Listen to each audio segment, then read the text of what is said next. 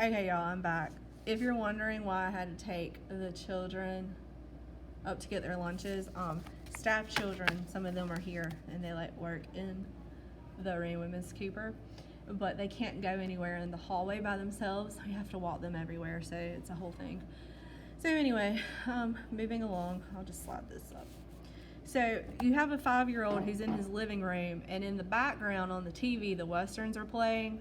You know, like where they're all like the men are sitting around and like they like ride their horses and stuff like that. Anyway, so a western's playing in the background, and he is imitating what the bartender is doing on the western, where he's like pouring drinks.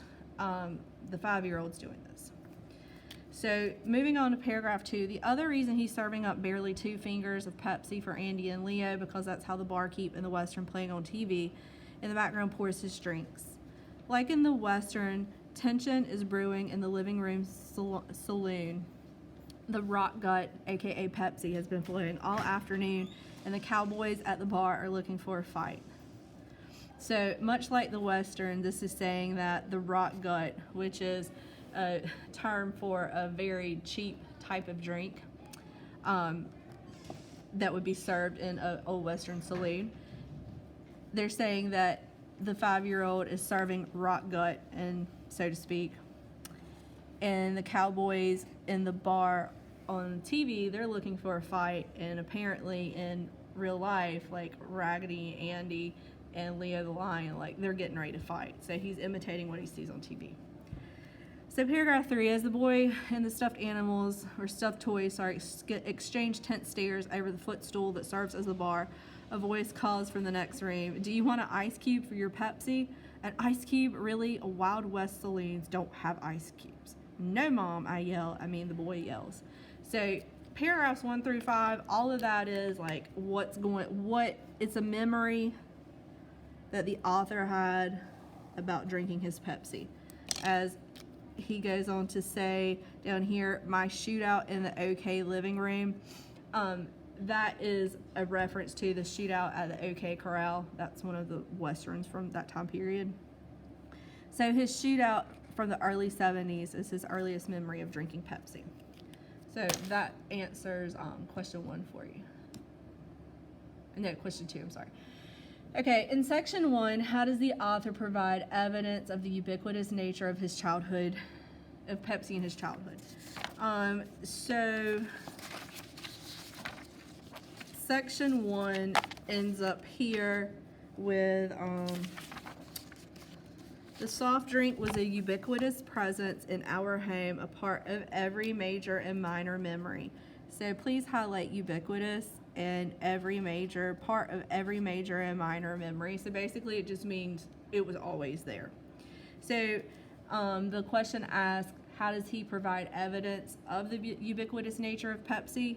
He says that Pepsi was there when they watched the moon landing. And see, like back during this time period, when like historically significant events happened, it was pre-scheduled and everybody knew, and they would all sit down in front of the TV and watch it happening. For example, the first Middle East war conflict, I forget what it was called, that happened when I was in elementary school, and I remember us watching that. It was like broadcast on TV. It was kind of wild. So the moon landing, they had bottles of Pepsi on the coffee table, New Year's Eve, and Easter, Thanksgiving, Christmas dinner, all that. So it was always there, ever present. So this is section 1, and we'll label that up here. So let's come over here to section 2. When you see these ellipses here, and basically these are just used to break up information, or if they're used in a sentence, it's to show like a speaker's voice is trailing off. All right, so question 5, I just went over. And next question, what does triple P signify? So right here by the 80s, Pepsi's presence in our fridge was a given, not to brag, but friends from Kool-Aid and nothing stronger than chocolate milk households coveted invitations to Saturday night sleepovers at my house because of the legendary Triple P Sunday brunch. Leftover pizza, stale popcorn, and cold Pepsi. So this is talking about like if he had friends that at their house their parents wouldn't let them drink soft drinks or stuff with caffeine in it, then his friends, when they would come over to his house, they would be so excited because it's kind of a free-for-all of like junk food and Pepsi and all sorts of stuff like that. So what does the term dabbled mean? Why did the Delaney family avoid Tab? So to dabble in something means to like you kind of like know, like you try it, you know how to do it. Like it's not something that you're necessarily an expert at, but it's something you've done.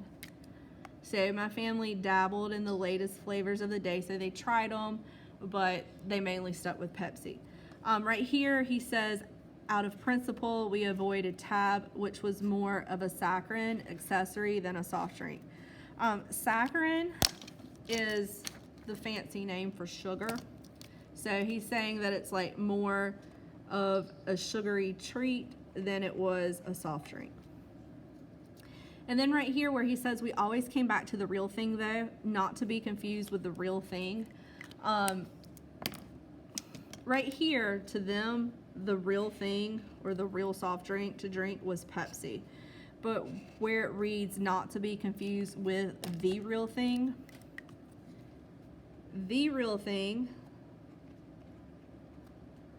was the Coke. It was like their catchphrase in the 80s. I don't know what their catchphrase is now, honestly, because I don't really drink soft drinks. Kind of like McDonald's catchphrase was "I'm loving it" for a while. This was what Coke did. This is what Coke used on its commercials back